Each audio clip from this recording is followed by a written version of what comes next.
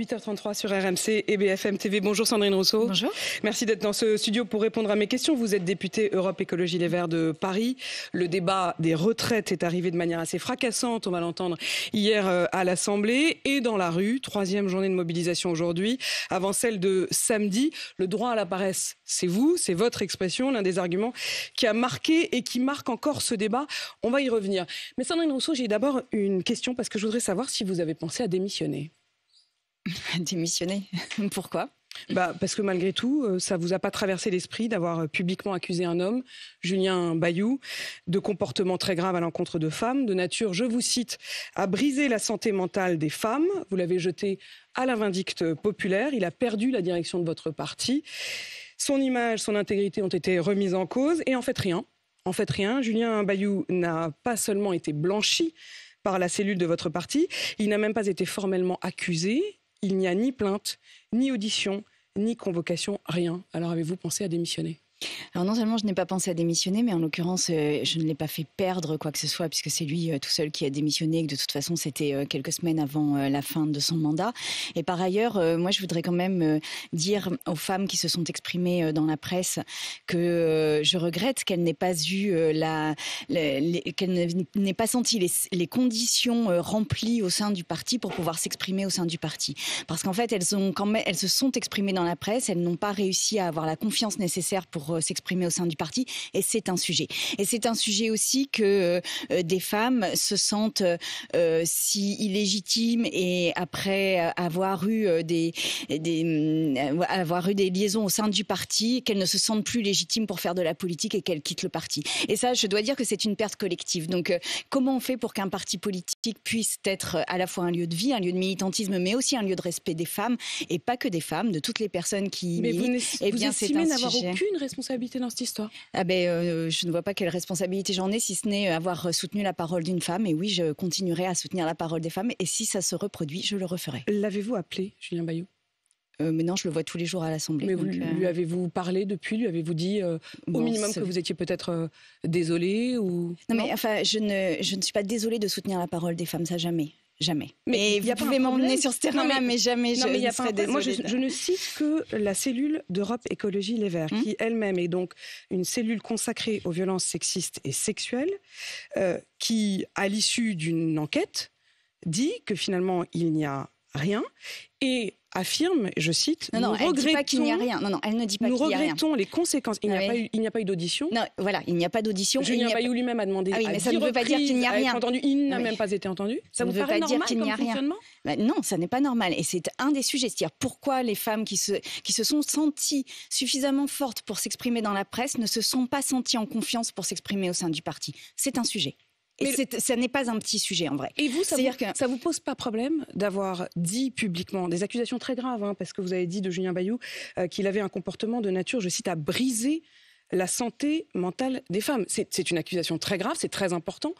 Mais précisément, est-ce que vous n'avez pas le sentiment d'avoir dévoyé le combat féministe en l'utilisant pas à bon propos, visiblement, pas à bon escient. Je rappelle que dans l'article qui est sorti, il y a 6 femmes qui s'expriment et que par ailleurs, je soutiendrai les femmes. Quoi qu'il se passe. La justice. Non, mais quoi qu'il se passe, je soutiendrai cette parole de femme pour qu'elle soit respectée, entendue au sein des partis et qu'enfin elle soit instruite à la hauteur, des enjeux. Là, en l'occurrence, elles ne se sont pas senties suffisamment en sécurité ou suffisamment en confiance pour parler au parti.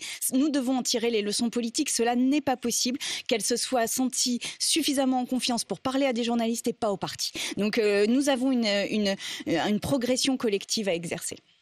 Et il n'y a pas une question de justice, il n'y a pas une question de contradictoire, il n'y a pas une question à un moment... C'est-à-dire que même s'il n'y a pas de justice, vous estimez pouvoir faire justice toute seule ? Mais en quoi j'ai fait justice, Apolline C'est-à-dire Malherbe ? pouvoir décider, vous, ce qui est bien, ce qui n'est pas bien, ce qu'il faut dire, pas dire, même si les femmes ne souhaitent pas elles-mêmes le faire. En quoi j'ai fait justice ? J'ai soutenu la parole d'une femme. J'ai soutenu la parole d'une femme. Et c'est ça que vous me reprochez aujourd'hui ? J'ai soutenu la parole d'une femme. Et je continuerai à le faire. Et je vous propose qu'on passe sur un autre sujet, mais je continuerai à soutenir la parole des femmes. C'était le patron de votre parti. Vous n'étiez d'ailleurs pas d'accord politiquement. Est-ce que vous n'avez pas instrumentalisé cette histoire à des fins politiques ? Non, mais on a tous les clichés. Non, mais on enfile tous les clichés comme des perles sur un collier. Pas de problème. Si vous pensez réellement que tout le combat que je mène depuis des années n'est qu'instrumentalisé mobilisation politique, alors c'est votre droit. Moi, je vous dis, jamais je ne lâcherai l'égalité femmes-hommes, jamais je ne lâcherai la lutte contre les violences faites aux femmes. Et oui, les violences psychologiques sont un sujet, peu reconnu dans notre société. Je vous pose des questions très précises. Un sujet peu reconnu dans notre société et qui mérite encore d'être instruit, d'être regardé. Parce que oui, il y a beaucoup de femmes qui souffrent de ces violences psychologiques, parce qu'il y a beaucoup de femmes qui sont humiliées dans les relations qu'elles ont avec les conjoints, et c'est une forme de violence. Mais est-ce que le simple fait justement de demander un peu d'honnêteté dans ce débat remettrait en cause ces questions-là? Je ne remets absolument pas en cause cela. Je pose simplement la question de la légitimité de cette parole-là, quand vous avez de votre parole des femmes est légitime. Décidé de jeter en pâture quand même un homme en disant... Alors, c'est lui qui a parlé en premier, et par ailleurs, moi j'ai soutenu la parole d'une femme qui se sentait non entendue, non respectée dans le parti, et encore une fois, je l'ai déjà dit 2 fois, je vous le redis une 3e fois, je le referai si ça se représente. Vous le referiez quoi qu'il arrive? C'est-à-dire que la conclusion de cette enquête pour vous n'est rien? Oui. Non, c'est pas qu'elle est rien, c'est qu'il n'y a pas de conclusion d'enquête puisqu'il n'y a pas eu d'enquête. Il n'y a pas eu d'enquête. Ils ont tenté de faire une enquête. Non, il n'y a pas eu d'enquête. Vous ne reconnaissez pas cela? Il n'y a eu aucune audition de personne. Donc vous ne reconnaissez pas le silence de ces femmes, celles qui n'ont pas forcément choisi justement de... De fait, elles n'ont pas choisi le silence, puisque si elles avaient choisi le silence, elles ne se seraient pas exprimées dans la presse. Est-ce que Julien Bayou peut revenir comme coprésident du groupe? Oh ben ça, c'est une décision de groupe, et moi je n'ai jamais pris part à aucune des décisions le concernant, parce que j'estimais précisément que pour avoir entendu son ex-compagne, je n'étais pas à même de juger de ce qu'il devait faire dans le groupe. Donc je n'ai jamais pris part aux décisions au sein du groupe, et je ne prendrai pas part aux suivantes. Est-ce que vous diriez aujourd'hui que Julien Bayou est innocent? Je ne me prononcerai pas là-dessus dans la mesure où il n'y a pas eu d'enquête. Donc comme il n'y a pas d'enquête, il n'y a ni coupable ni innocent. Il n'y a pas d'enquête. Donc vous ne pouvez pas l'innocenter.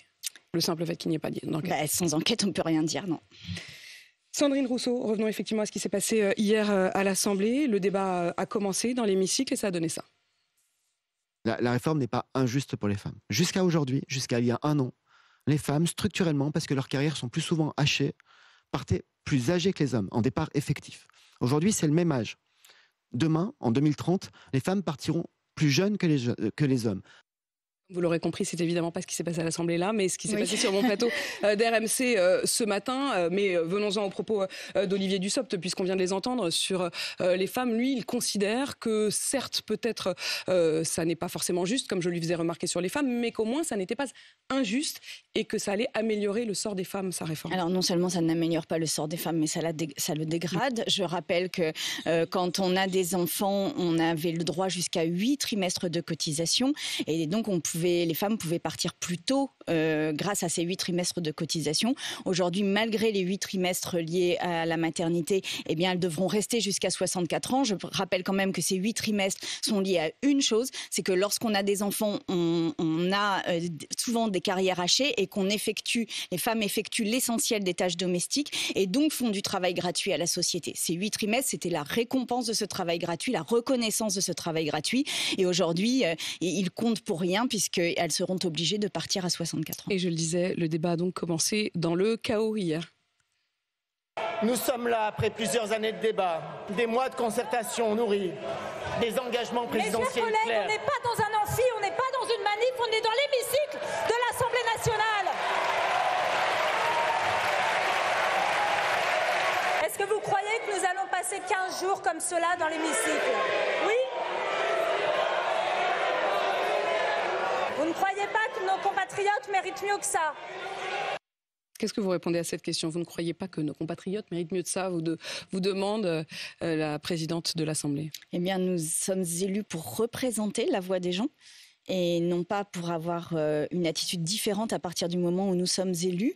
Et donc, nous représentons les personnes qui se battent aujourd'hui contre cette réforme des retraites, dans la rue ou ailleurs. Et je pense que vraiment, nous sommes la continuation de ce mouvement social au sein de l'Assemblée nationale. Et oui, je pense pouvoir dire que nous sommes collectivement fiers de pouvoir porter cette voix haut et fort. Sandrine Rousseau, vous avez dit oui au droit à la paresse. Vous l'avez d'ailleurs redit en séance à l'Assemblée. Laurent Berger, lui, dans le journal La Croix ce matin, dit « C'est la France du travail qui manifeste, pas celle de la paresse ». Faudrait savoir. Mais c'est le droit à la paresse après avoir travaillé de manière solide, sérieuse. Et en fait, moi, je suis très fâchée d'entendre que le gouvernement demande des efforts à des gens qui en font déjà énormément et qui en font pour tenir jusqu'à la retraite, parce que leurs corps sont douloureux, parce qu'ils sont exposés à des risques psychosociaux, des burn-out, une perte de sens. Ils ne comprennent plus pourquoi ils se lèvent le matin. Et en fait, ils tiennent jusqu'à la retraite. Et la retraite, c'est aussi la récompense de ce travail et d'avoir donné à la société. C'est la gratitude de la société. Et donc, oui, un droit à la paresse à partir de 60 ans, c'est légitime, mais même avant, j'ai envie de vous dire. Le droit à la paresse, hein, votre expression, elle a fait mouche. C'est Paul Lafargue, il faut quand même rendre à César ce qui est à César. C'est vous qui en avez fait un argument, je dirais, politique, et c'est devenu un argument politique aussi de vos adversaires. Gérald Darmanin, qui la semaine dernière disait, à propos de la gauche dans laquelle vous êtes aujourd'hui, que ce serait une gauche, je cite, de gauchistes, bobos, de paresse. Oui, c'est une gauche qui respecte et la planète et nos corps et nos vies. Nous n'avons qu'un seul corps, nous n'avons qu'une vie et nous n'avons qu'une planète et nous sommes en train de tout détruire là. Tout détruire. Et notre corps, et notre vie, et notre planète. Pourquoi ? Pour des points de PIB. Alors que le PIB, tout le monde s'accorde à dire que ça n'est pas un bon indicateur et que ça n'est pas un indicateur de progrès et de bien-être. C'est juste un indicateur économique et vous pouvez détruire la planète, détruire nos vies et produire du PIB. C'est d'ailleurs ce qui va se produire avec cette retraite. Il y a quand même une dissonance avec la voix d'un Laurent Berger, par exemple, qui a mis en garde justement quand on a vu les moments de débat à l'Assemblée, quand on a vu aussi l'obstruction revendiquée d'ailleurs de certains amendements en commission la semaine dernière. Laurent Berger qui dit l'obstruction n'est pas une solution mais une impasse. Il faut absolument que la représentation nationale puisse débattre de l'article 7 et donc du relèvement de l'âge légal à 64 ans. Ne pas discuter des 64 ans traduirait une forme de déconnexion avec tous ceux qui manifestent et contestent cette réforme. Au fond, il vous reproche de trahir en quelque sorte ce que lui, il défend, c'est-à-dire l'idée de pouvoir débattre du fond en attaquant, quoi qu'il arrive, déjà sur la forme. Alors, je ne pense pas que ce soit ça qu'il ait dit précisément. Enfin, qu'il ait pensé, les mots sont précis. Oui, qu'il ait pensé précisément, parce que nous sommes en discussion avec les syndicats, notamment pour nous accorder sur la stratégie. Et en l'occurrence, il y avait 3 jours de débat uniquement en commission, alors qu'il y en a 7, à peine 7, dans l'hémicycle. Et donc, 7 effectifs, hein. C'est-à-dire c'est un débat de 15 jours, mais en effet, en réalité, vous aurez et donc, un nous peu plus allons, de 7 jours pour débattre. dans l'hémicycle, faire avancer ou reculer, enfin, ou ralentir les débats en fonction de la discussion que nous aurons avec les syndicats et en fonction des mobilisations qu'il y aura dans la rue. Parce que oui, l'Assemblée n'est que la prolongation de ce qui se passe dans la rue. Qu'est-ce que vous espérez d'une journée comme aujourd'hui, dans la rue ? J'espère qu'il y aura du monde et j'espère surtout que la détermination sereine que j'ai sentie dans les précédentes manifestations soit encore présente. Parce que ce qui m'a vraiment frappée dans les précédents cortèges, c'est à quel point les gens étaient calmes, mais absolument déterminés à ce que cette réforme ne passe pas. Et je voudrais leur dire que nous serons à l'Assemblée sur la même tendance. Et dans un sens, je voudrais là encore revenir sur ce que dit Laurent Berger, puisque à propos de ce calme que vous reconnaissez tous et que tout le monde, y compris vos opposants politiques, y compris au gouvernement, ont reconnu ces manifestations qui se sont faites dans le calme. Au fond, Laurent Berger dit que ne pas répondre à ces manifestations calmes, c'est donner un blanc-seing à celles qui se sont faites dans la violence. Il dit, les Gilets jaunes, ils étaient beaucoup moins nombreux que nous et vous leur avez lâché du lest. Au fond, est-ce que ce n'est pas, de la part du gouvernement, un appel presque à ce que si vous étiez plus violent, vous seriez plus entendu ?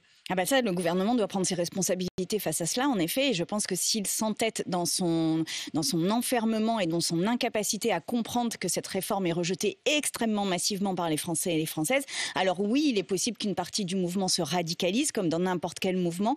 Et là, il y a une masse, mais une masse qui est, encore une fois, calme, mais déterminée. Il faut qu'ils l'entendent. Et moi, je suis très, très surprise du fait que dans les échanges que nous avons eus hier à l'Assemblée, il y avait 2 types de discours. Il y avait les discours de la NUPES qui parlaient de la vie des gens et il y avait les discours du reste de l'hémicycle qui parlaient comptabilité, qui parlaient argent, finance, petit bout de financement ici ou là, alors que profondément ce dont on parle c'est de la vie des gens et vraiment le gouvernement doit entendre ça. Et d'ailleurs les questions des auditeurs et auditrices tout à l'heure à Olivier Dussopt montraient ça, c'est de la vie des gens dont il s'agit. Vous avez senti un décalage ? Je le précise pour ceux qui nous rejoignent à cette heure-ci. Tout à l'heure Olivier Dussopt répondait aux auditeurs d'RMC. On avait Blandine par exemple qui en effet lui posait des questions notamment sur la difficulté à retrouver du travail après 54 ans. Elle a été licenciée à 54 ans, ayant été elle-même elle-même aide-soignante et depuis, malgré une formation, malgré le fait d'être inscrite à Pôle emploi, elle ne trouve pas de travail.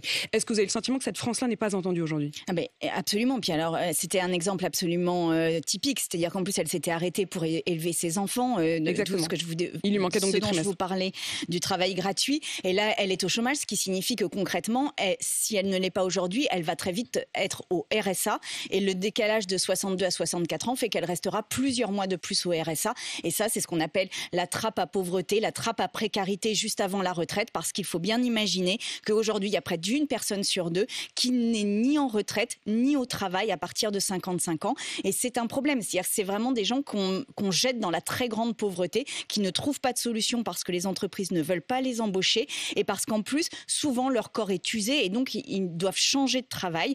Et ça, c'est absolument le point aveugle de la réforme. Vous estimez que c'est précisément là-dessus que le gouvernement est en train de perdre aussi la bataille de l'opinion, au-delà de la bataille politique ? Oui, là-dessus et sur les retraités qui, pour la première fois, sont en train de basculer en disant finalement, nous avons manifesté pour nos propres droits, nous manifesterons pour les droits de ceux qui travaillent aujourd'hui. Sandrine Rousseau, vous l'avez peut-être entendu dans l'hémicycle hier, Marine Le Pen qui s'est soudain adressée à la présidente de l'Assemblée nationale pour lui dire que plusieurs députés femmes du Rassemblement national avaient reçu sur leur téléphone portable des messages vocaux, une voix d'homme qui leur dit que leur enfant est hospitalisé. Évidemment, prises d'angoisse, elles sont sorties de l'hémicycle. Et là, quand elles ont réalisé qu'elles étaient plusieurs, elles ont compris qu'il s'agissait de menaces anonymes.